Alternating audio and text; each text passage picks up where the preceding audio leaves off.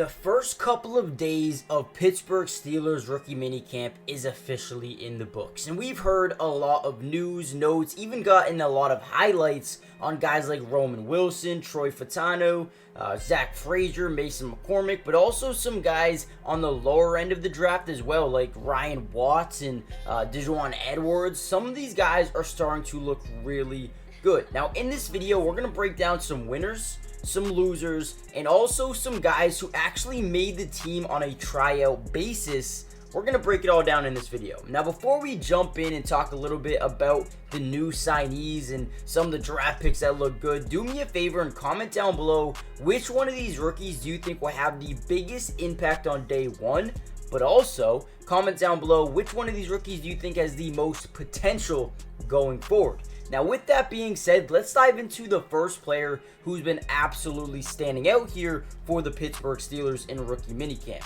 The Steelers' 6th-round draft pick, Ryan Watts, has, what seems to be a chip on his shoulder. It was a late-round selection, so at this point, he is fighting to get onto this roster and make the team, because as a 6th and 7th-round draft pick, you are no lock to make the team pretty much at all, right? But you also have guys on the team like Joey Porter Jr., Corey Trice coming back from the injury last season. He looked amazing in not only rookie minicamp, but OTAs and training camp. Corey Trice really made a name for himself, so look for him to get right back into the mix this season. And you have Darius Rush as well, all kind of competing with Ryan Watts, which makes that chip on his shoulder even more massive just because he's got an uphill battle to go. But Ryan Watts, so far, he's ready to go, right? He is a pissed off player in terms of he just wants to prove himself. He feels like he should have been a 4th-round pick, a 3rd-round pick. However, that is not how things worked out. Now, Ryan Watts is a guy I actually do really like. When you look at his frame,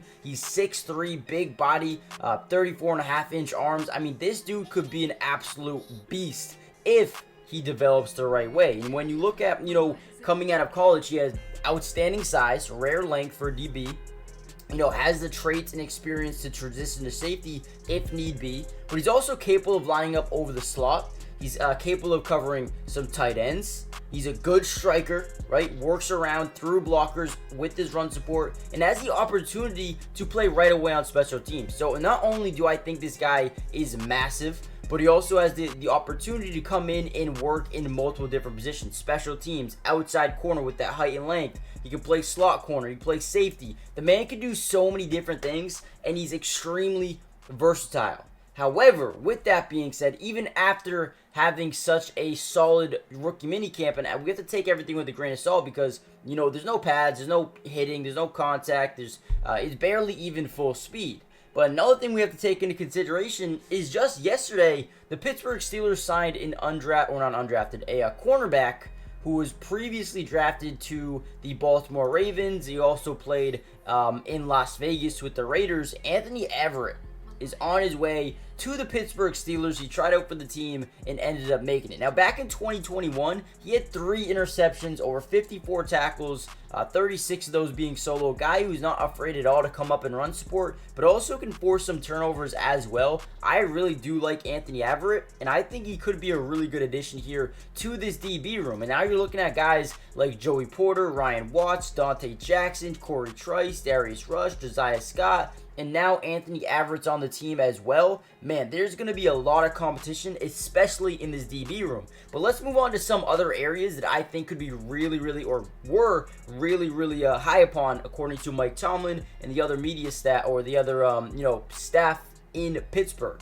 Before we do that, hit the like button, subscribe if you're new, join the family, turn on post notifications. It's free. It doesn't cost anything to join the family, and we will be covering the Steelers through the entirety of the offseason, which includes OTAs, minicamp, mandatory minicamp, training camp, preseason, regular season. We're going to be covering it all. So join the family, turn on post notifications, and you'll be notified every time we post a Steelers video.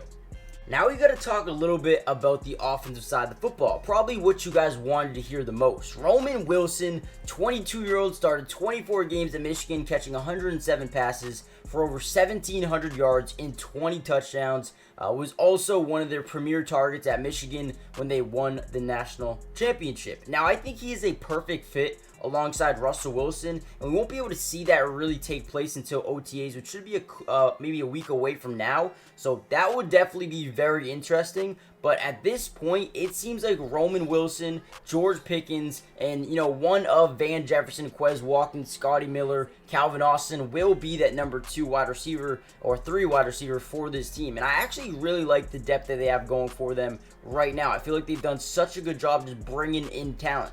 And for Roman Wilson, he's actually had a really good camp, man. He's smooth, he's decisive, and he really gets in and out of his routes so quickly. I mean, this dude, he feels good. He feels comfortable. He's making all the plays, making all the catches, not making too many mistakes. And that's something you want to see out of a rookie receiver, right? Just making those adjustments, getting into the playbook, and showing what you can do in terms of your routes. Now, obviously, again, with no pads, no contact, it's so hard to decipher, how a guy is going to be, versus air, right? Obviously, anybody can look good versus air. So we have to still continue to wait until, we get some defense out here. When Corey Trice and Joey Porter and, Dante Jackson are out here, that's when we'll be able to find out, are his routes elite? Or is his speed going to be, really, useful when it comes to this passing offense going forward? But the one thing I love about Roman Wilson is the way that he attacks the football, right? On a comeback route or a dig route, right? If the ball is underthrown, he's going to work back. He's going to allow, or not allow, I should say,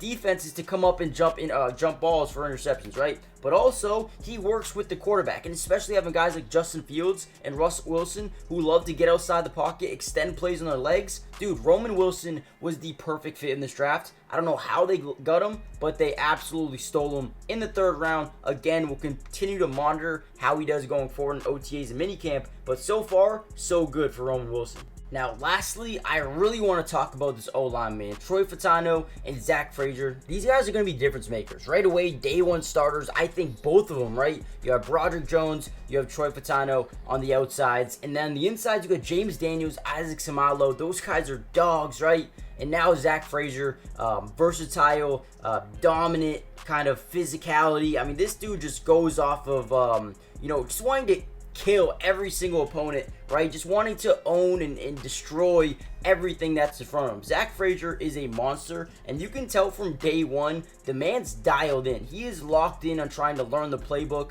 He said the first couple of days that he was drafted, the first thing he did was get into the playbook, right? Using his iPad, just cramming, getting in everything. So when he gets on the football field, he knows what he needs to be doing. And that is so important, man.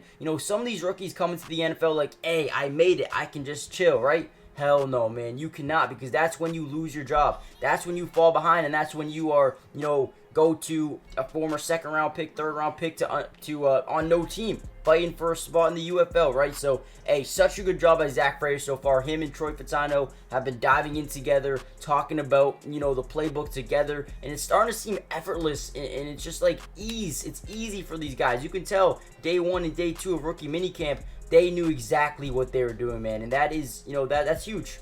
That is absolutely huge.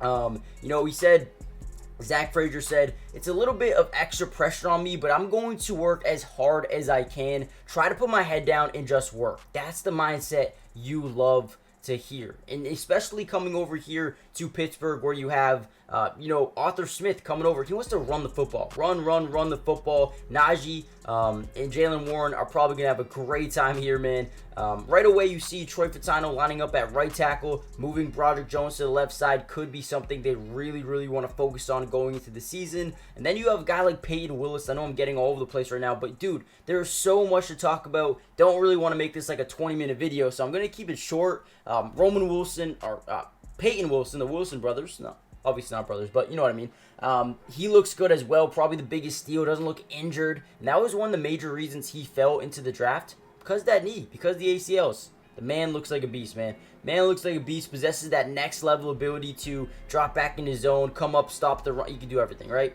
Then one more guy I really want to, not deep dive into, but just slightly bring up. Someone to keep your eye on. Dajuan Edwards, man. Dajuan Edwards, former Georgia running back. This dude has been turning heads all weekend. I mean, listen, you have plenty of opportunity to seize a role here in Pittsburgh in rookie or OTAs, mandatory minicamp, and training camp. But so far, so good, man. Looks quick, in and out of his cuts.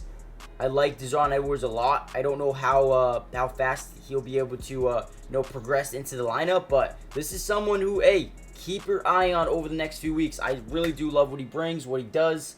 But yeah, I don't want to make this video too long. If you guys want a part 2, let me know in the comments down below. We'll continue to update, throughout OTAs. I believe OTAs begin on May 21st, so we still got, roughly a week away from OTAs for the Steelers. So I'll continue to keep you guys updated over the next couple of days. Hit the like button, subscribe if you're new, join the family, turn on post notifications, and I'll see you guys in the next Steelers update. Peace.